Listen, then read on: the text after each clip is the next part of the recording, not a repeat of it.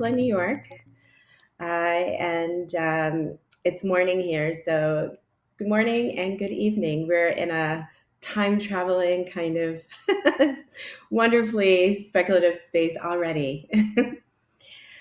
uh, Before I get into my talk, if you don't mind, because I'm discussing grief, I would just like to take a moment for us to just kind of come to center.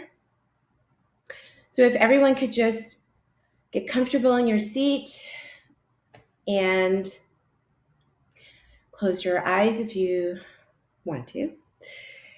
And take a deep breath in and exhale. Take a deep breath in. We're breathing in love. Love.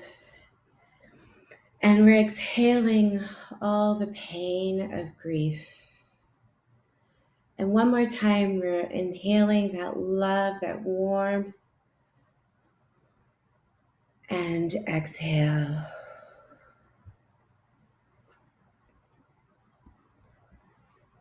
Today, I'm looking at how to continue creating futures as we grieve. In this time period, we are collectively deeply grieving globally in a way we probably have never seen before. In our intimate lives, we've experienced lots of loss in our countries, and in the entire world. And we've been watching this for so long, even before the pandemic. But now the pandemic has kind of brought this into focus. And because of my own personal loss, I really wanted to dive deeper into grief. And thankfully, I'm not alone. So the Afrofuture tells us where we're going. I find it to be a quite optimistic space.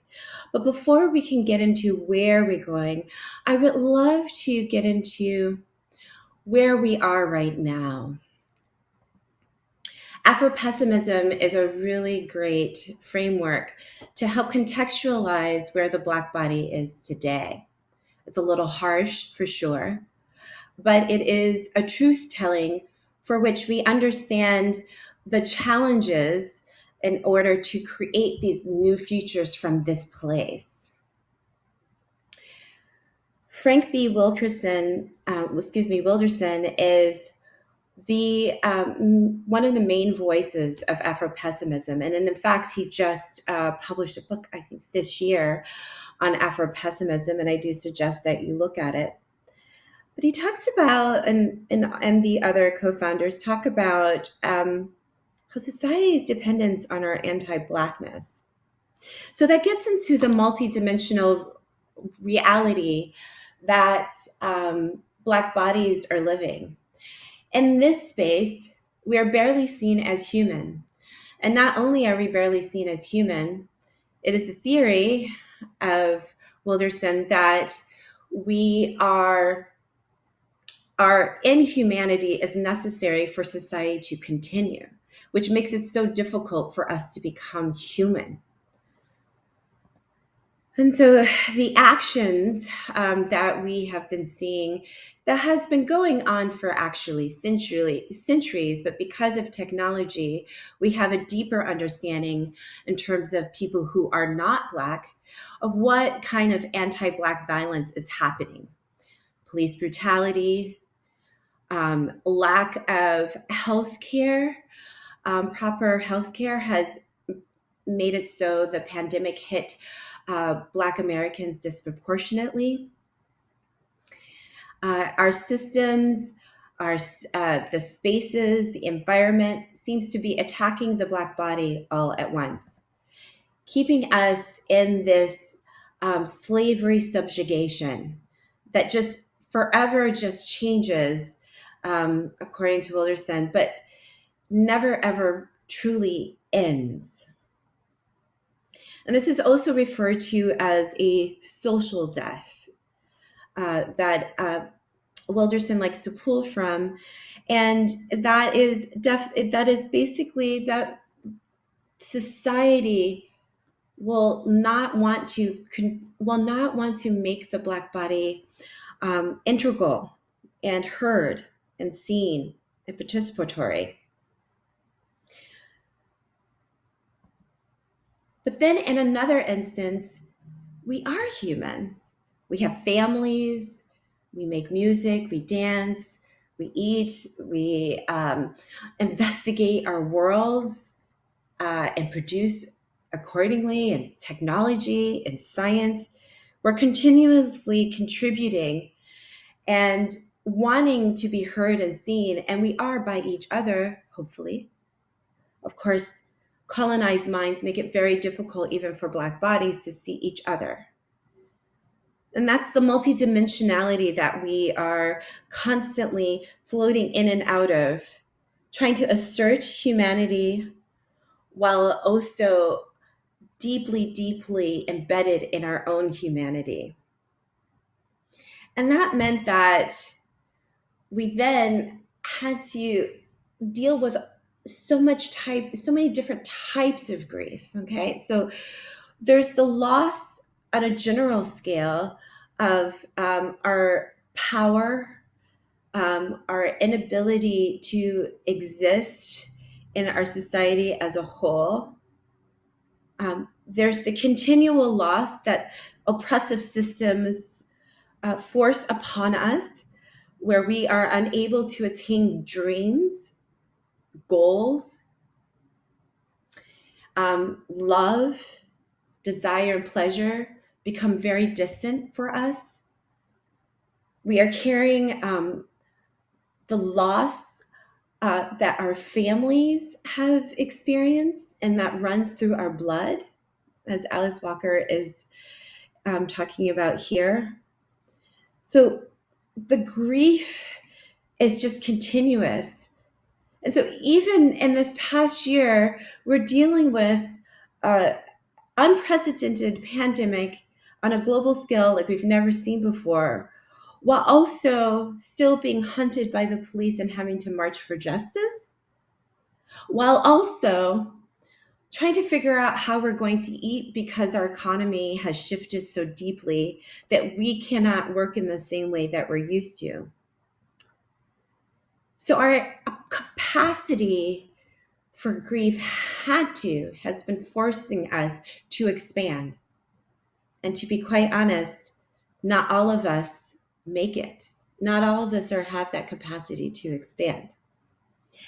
So I'm going to take you to Detroit, of course. It is my home, my love, my heart. But I also see this, because of its majority Black population, as a microcosm of what we're dealing with on a larger scale. And so within Detroit, we are able to investigate a lot of these challenges and see how we can move through them. This poster I actually used during my mayoral run to launch the campaign, and I'm forever addicted to it. So, grievers, for those of you who do not know the great Adrienne Maree Brown, please definitely look her up. I think most people probably were introduced to her when she co-edited a series of stories that social justice advocates were writing, because it was their assertion that advocates and activists are already speculative. You have to be. You have to imagine the future that you're working towards. And that's called Octavia's Brood. She also had a book in which I contributed to as well, on pleasure activism. This right here, Grievers, is her first novella that is fiction. And I recently had the pleasure of reading it and reviewing it for Yes Magazine, and it will be published soon. Grievers, as a person who's grieving, I thought, oh, I am so excited that my colleague and friend is addressing such a heavy, heavy topic. Adrian has this amazing ability to just love on us with through very difficult ideas, concepts. She's very tender, and it comes through in this novella. We are in Detroit, and there is a mysterious disease that has plagued the city. Only the Detroit, where it's majority Black. People just all of a sudden freeze. And without trying to give away too much, they freeze, and they freeze for so long that they have a slow death and just die in that state, in this very stoic state. And it's she focuses on the frustration of the Black body. How there's a scene where one of the elders is getting riled up and talking about the injustices of the city, and she's going through her emotions and just stops. It was as if the grief of it all just overcame her, and she could no longer exist. It was difficult to get through only because of my own personal grief. It is a beautiful, very poetic book. And so it's not difficult in any other way, but maybe just a little triggering if you've experienced grief. But what she does is help us to remember how to deal with that kind of grief. So our main character refuses to leave the city, even though this disease is plaguing the entire city. She's losing family members, but she decides to care for all these Black bodies that have undergone the deep grief that has made them stoic. Her capacity to do that, even through her own loss, is amazing, and it's inspiring, and it does help to somewhat give us a roadmap of how we can deal with our grief. It gives us permission to deal with it in different ways. For instance, creating altars, or mapping the city, and as this main character does, and maps all the dead bodies that she's found. And that was the altar that she created. Adrian called that gathering sacred data. I really enjoyed that very term, gathering sacred data. So Afropessimism tells us, what the Black body is enduring. Adrienne Maree Brown in Grievers illustrates to us exactly what happens when it becomes too much, because we, at the end of it all, are human. We can only handle but so much. We can only yell for so long. We can only advocate for so long. We can only march for so long. We can only sacrifice our time, energy, money, sometimes just ourselves at our core, but only for so long before something breaks. Mourning within the Afrofuture. So Afrofuturism, as I stated before, helps us to see where we're going. It is this cultural movement that has turned into a philosophy, a roadmap to how we can manifest these more powerful, positive destinies for Black bodies. So let me pause really quickly. Why am I using the term Black body? I use the term Black body simply because it is the corporal, that people are reacting to. Those visceral reactions it's attacking that Black body. It is not what I say or how I sound or my awesome charm. None of those things are triggering other people to react to the Black body violently. It is literally that corporal being. The other thing is, by Afrofuturism centers Black bodies. We get into the experience of the Black body, past, present, future.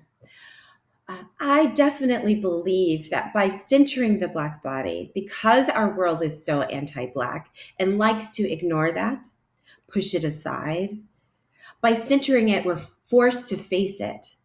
And only then can our humanity as a whole evolve.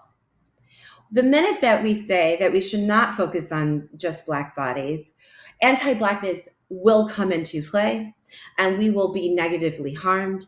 And humanity can never evolve in a positive direction when any group is being negatively harmed, period. So our liberations are tied. But in that tying, we must come into that reality that anti-Blackness is plaguing our entire world. So Afrofuturism helps us to create a new relationship to the Black body. And it helps us to reimagine our worlds, including Black bodies into this future, if it's not even centered. It is present. They are there. They are functioning. They're part of our society. And most importantly, they are human. And the other part of Afrofuturism I must point out is that it is nonlinear. This past, present, future is a very linear colonial European concept. It does not actually describe how we live, how we engage our the multidimensional realities that exist, that affect our world on a daily basis. Past, present, future collapse onto each other, and we are able to engage in all of them, and they inform all each other constantly. It's a rhythm that just happens. It's organic. We don't have to force it to happen.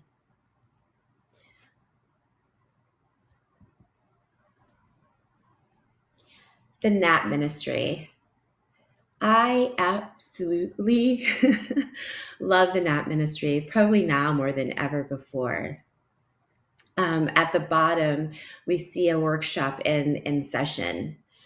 The Nat Ministry gives us permission to rest. Why? Because the Black body was always seen as that machine that they're referring to, has been seen as this object to be traded. Literally, we were on a grocery list. We were assets, collateral, right? So to move out of that, we move into this worker mode, and still we haven't given ourselves the permission to rest. In our society in general, and especially US American society, we believe that true productivity means that you work until you're basically dead, that you are rewarded for having 3 jobs. Who wants 3 jobs, honestly? You are rewarded for your exhaustion, that you stayed up all night working on X, Y, and Z. So the Nat Ministry says, no, rest is resistance. That in order to truly manifest these liberated futures, we must rest. We have to pause. It is actually in that pausing, we are able to begin reimagining our worlds. It is such a privilege to be able to have the space to rest. Most Black bodies, especially in a Black America, do not have that space. We are working to just survive. We haven't gotten to the part yet where we would like to thrive. But the Nat Ministry says, do not wait. You can do less. and thrive anyways. One of the central aspects of Afrofuturism is a very spiritual one. We honor and recognize our ancestors daily in different ways. We create these altars. Um, we we are in gratitude.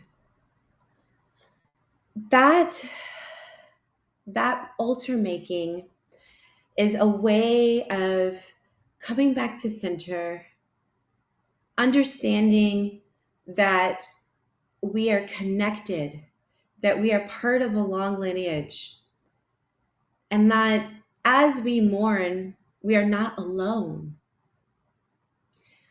Last year, uh, because of the pandemic and watching, I was in Johannesburg at the time for the past almost year and a half. I was watching Detroit from afar. Detroit, the pandemic hit Detroit late, but once it hit, it just decimated us. I was on Facebook, and every day it would be 4 or 5 people passing away, close friends, friends of friends of friends, colleagues, people I just kind of know socially. Everyone in all of my social, every part of my social world, somebody was dying. And my partner at the time, she suggested that I create a ritual that every day at a certain time, I come to center. I come to an altar that she actually created for me initially, and I pray. And it is there that I'm able to acknowledge all those souls who have transitioned and pray for their safe passage, that their transitioning is smooth, filled with light and love. It is not harsh or challenging, that I get to imagine that they go into a better place. And it's at this altar that I'm able to do that. It still exists with me today. As I'm in this very nomadic phase of my life, I travel with altar making materials that I bring out every single place I am and make sure that I go to it every single day. I love this quote. One, that I belong to my ancestors' daydreams. I belong to my ancestors' daydreams. As a Black-bodied person, to even imagine my ancestors having daydreams is radical to itself, because they weren't supposed to daydream as they worked in the fields or in these houses for other people. The daydreaming was not supposed to be part of this half human's reality, but it was there. I have to acknowledge that my ancestors stayed alive just so I could be sitting here talking to you, so that I can live my dreams and travel around this beautiful world, so that I can freely investigate whatever I want to investigate, so that I can rest when I want to rest, and so that I can imagine and manifest what I imagine. All of that was part of my ancestors' dream. And to remember that I am living my ancestors' dreams is humbling and such a deep honor. So the radical imagination, as I said before, is a form of mourning.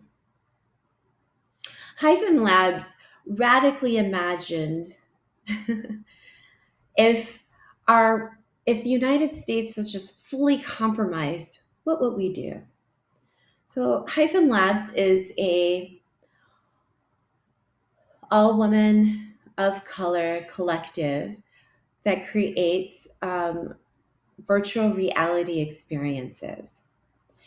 In 2019, I exhibited their work in my exhibition, Manifest Destiny. This is a shot within the exhibition. Installation, Neurospeculative Afrofeminism. And what you're looking at is a futurist type of hair salon. And you sit down and you put on the VR headset and you turn into this Black woman with Afro puffs.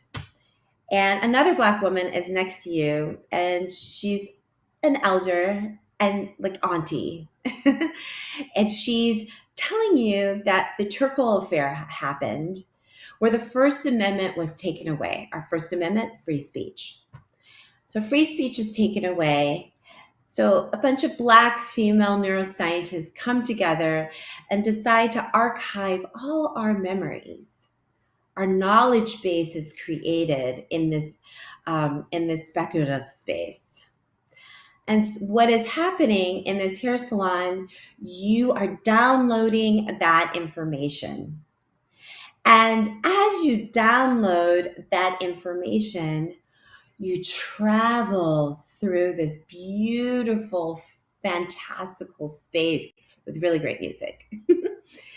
And essentially, this multidimensional being with multiple arms is telling you that you are creating your own reality.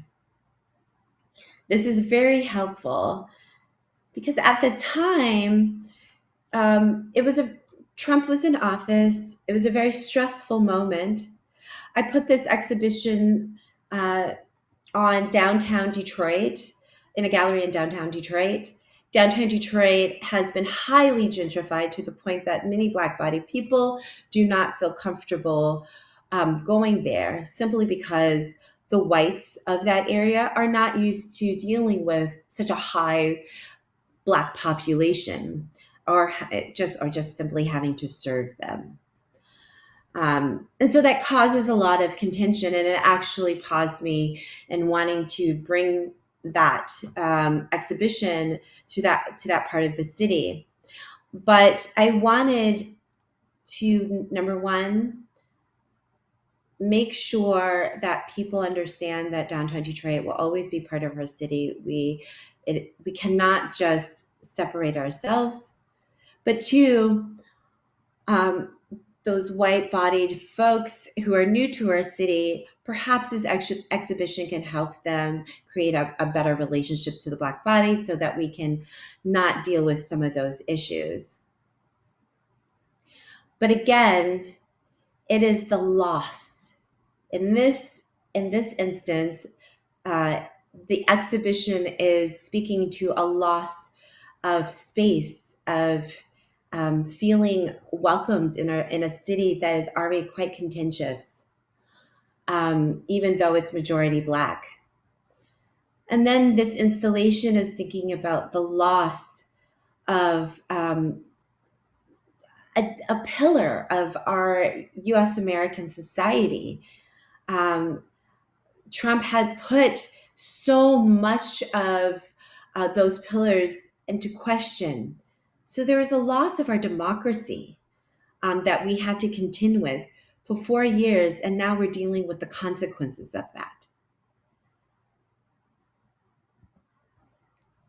A system cannot fail those it was never built to protect. And this is why we create superheroes. Yay! So, Watchmen. For those of you who have not seen it, please do. I was completely blown away to create an alternate future from a history that was so devastating, but completely forgotten. Not necessarily forgotten for Black people, but it was not taught in our schools. So it's not even just forgotten. People just are completely ignorant of the history. And now, because of the 100-year anniversary, I think more people are way more attuned to it. So, what are we talking about? In Tulsa, Oklahoma, which is in the south of the United States, there was a district called Greenwood where Black people had deeply successful businesses. They had banks, stores, everything that you can imagine to function on our own, because it was still a segregated society. So Black people had to create their own, wanted to create their own, while also starting to build wealth. Well, a lie was told, and that just gave white people, I guess, permission to completely decimate this district. Millions of dollars was lost in this decimation. People died. They are still finding the bones of people.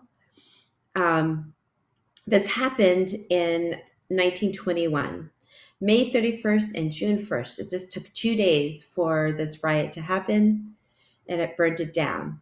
Now, what Watchmen does, it basically reimagines how they deal with the aftermath of that riot.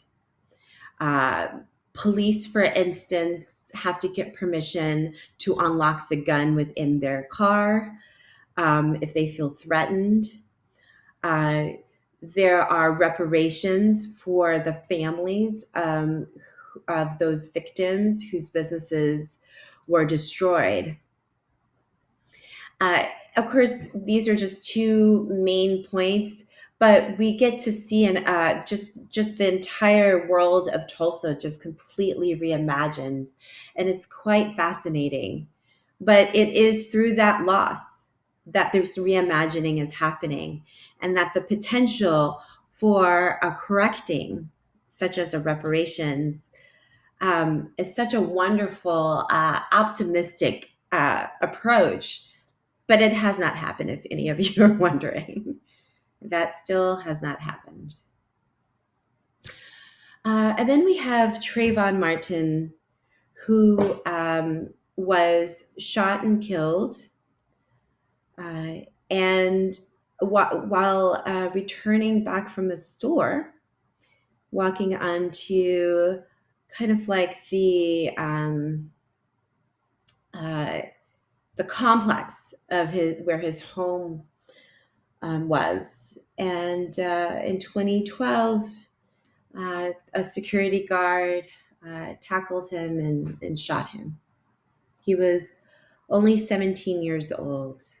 He was a baby boy to me, and should be to anyone. But unfortunately, society sees Black bodies as growing faster, maturing faster, and thus becoming a threat quicker. Hence the trigger happiness of police when it comes to our children. On the left, we have Luke Cage, the superhero that came out, and it's on Netflix, if you guys can get Netflix. And it's a really great story where he's in Harlem, and he's helping to protect the vulnerable. It came out in 2016. But there is a deep and clear reference to the hoodie. Now, when Trayvon Martin first passed away, everyone basically changed their profile pic to wearing a hoodie. That hoodie is seen as a threat. Perhaps we're a thug or a criminal just because I got my hoodie on, instead of wanting to wear it because it's a hoodie, just like anybody else. But, again, the Black body triggers fears in people that, because they don't want to deal with those fears, they project it outward onto us And so therefore we die. But in Luke Cage's case, he never dies. He's unbreakable. You can shoot him 1,000,000 times and the bullets will never pierce his skin. And that reimagining is a wish. It's a wish for Trayvon Martin and all of those that we've been witnessing dying unnecessarily. We wish our bodies were bulletproof. And maybe one day it could be. See You Yesterday. This was produced by Spike Lee. This young girl is a wonderful nerd along with her friend.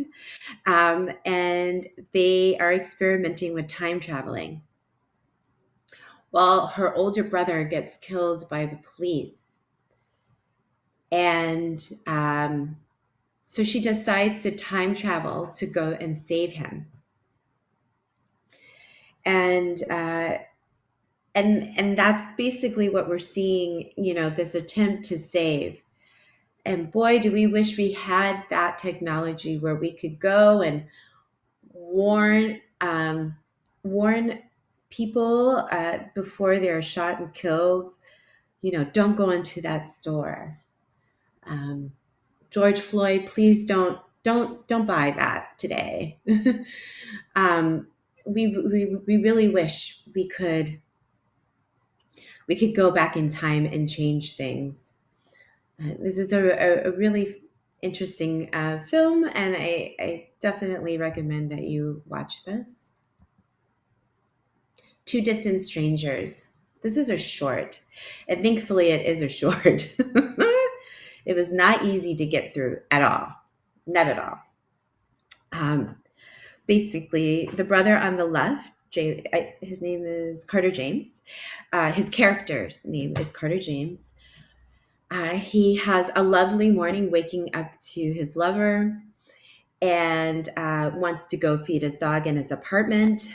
And so he leaves his lover's home and goes outside, smokes a cigarette. And then the next thing you know, he's being attacked by a policeman, the guy on the right.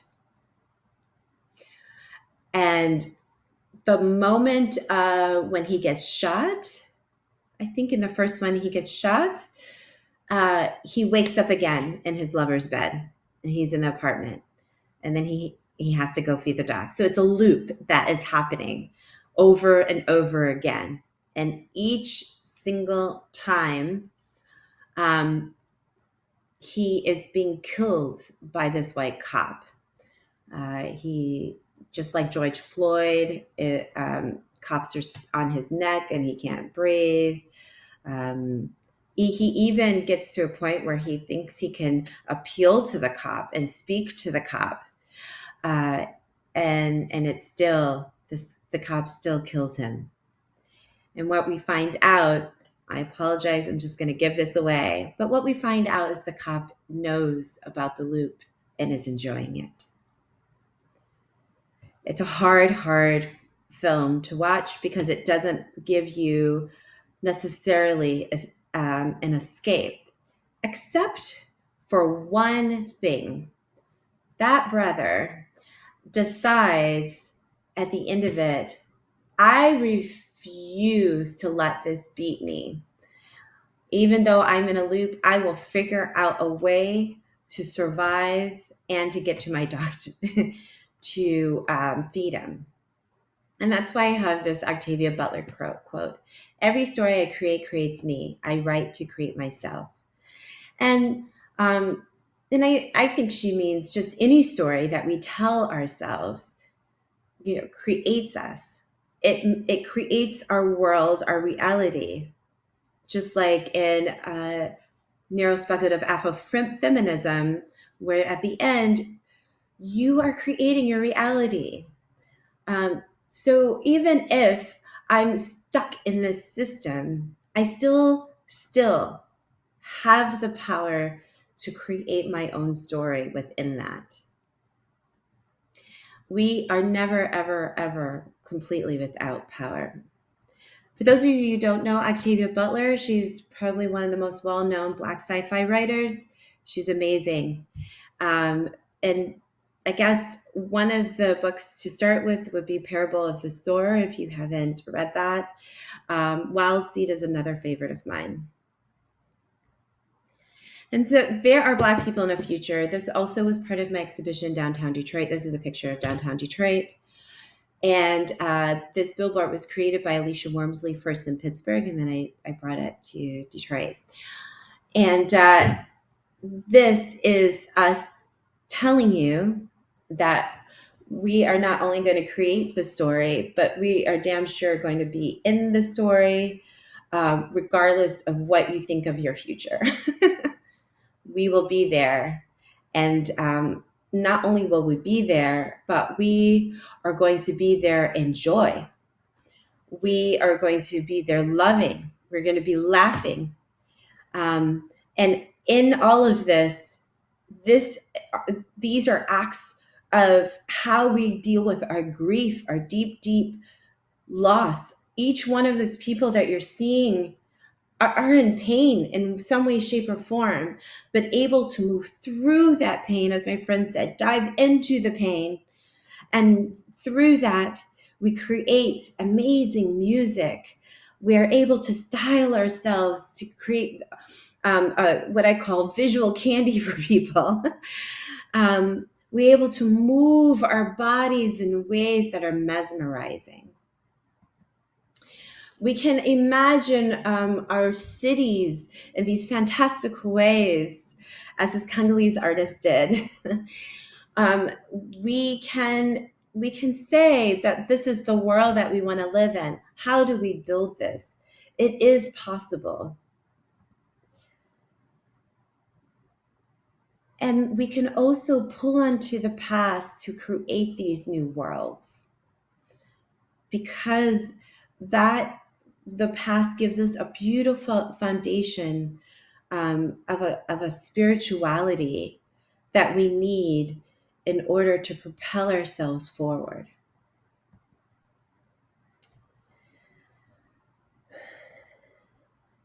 So I'm going to end here on this note and this one.